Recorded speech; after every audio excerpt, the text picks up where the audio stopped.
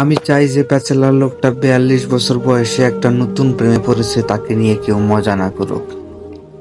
যে ডিভোর্সি মহিলা 50 বছর বয়সে নতুন করে সংসার বুনতে চেয়ে সংবাদপত্রে বিজ্ঞাপন দিয়েছে তাকে কেউ টিটকারি না দিক। যে মেয়েটা নিজের পায়ে দাঁড়িয়ে তারপরে বিয়ে করবে ভেবে 34 পার করে ফেলেছে তাকে তারই বাড়ির লোক রোজ বিয়েটা আর কবে করবি, সারা জীবন কি বাপের বাড়িতেই থাকবি, এইসব না বলো। যে 45 ছুঁই ছুঁই মহিলা নিজের 18 বছর বয়সী মেয়ের সাথে পাহাড়ে ঘুরতে গিয়ে ম্যাচিং জিন্স টপ পরে বেরিয়েছে তাকে উদ্দেশ্য করে কেউ না বলুক, পরীর রস কম নয়।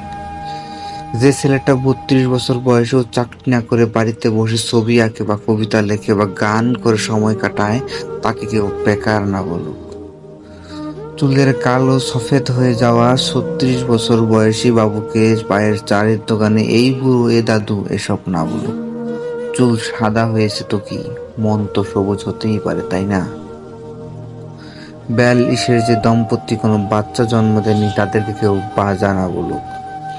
জীবনের নির্দিষ্ট কিছু বয়স পেরিয়ে গেলে স্বপ্ন দেখতে ভুলে যায় না মানুষ, নতুন কিছু করার ইচ্ছে 98-এর থুরথুরে ঠাকুমার মধ্যেও থাকুক।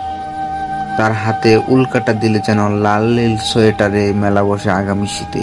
চলুন না আজ থেকে আমরা সবাই বয়স নিয়ে মানুষকে লজ্জিত করা বন্ধ করি।